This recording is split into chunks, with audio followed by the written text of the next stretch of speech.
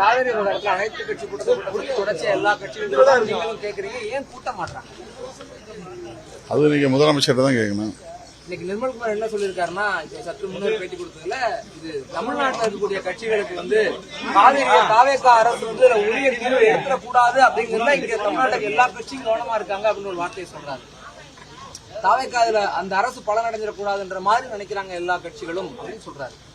தெரியல அவர் என்ன சொல்லியிருக்காருன்னு தெரியல. இது ரொம்ப உணர்வுபூர்வமான ஒரு பிரச்சனை.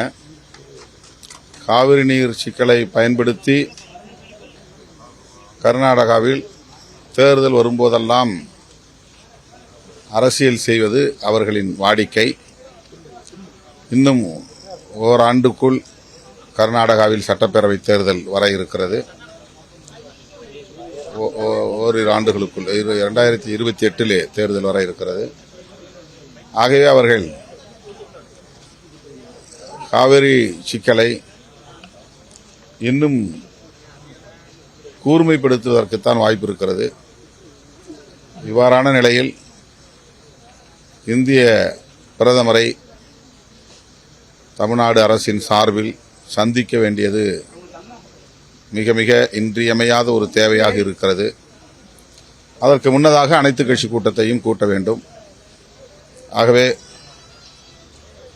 இது குறித்து விரைவில் தமிழக அரசு ஒரு நல்ல முடிவை எடுக்கும் என்று நான் நம்புகிறேன். சட்டமன்றத்தில் இது குறித்து விரிவாக பேசிட்டோம், அனைத்து கட்சி கூட்டம் தேவையில்லைங்கிற கருத்தையும் நிர்மல்குமார் சொல்றாரு.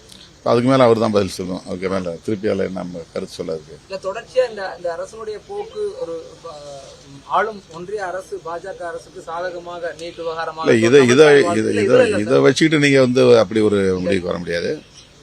ரொம்ப சென்சிட்டிவான ஒரு பிரச்சனைங்கிறதுனால நிதானமா அவங்க முடிவு எடுப்பாங்கன்னு நான் நினைக்கிறேன். அவ்வளவுதான். அவர் நேரடியாக போய் கர்நாடக முதலமைச்சரை சந்திக்கணும்னு ஆசைப்பட்டார். அங்க இருக்கக்கூடிய சூழல் இப்ப சரியா இல்லை அப்படின்னு கர்நாடக முதலமைச்சர் சொல்லியிருக்கிறாரு. அதனால் அடுத்த கட்டமாக அவங்க என்ன பண்ண போறாங்கிறத பொறுத்திருந்து பார்ப்போம்.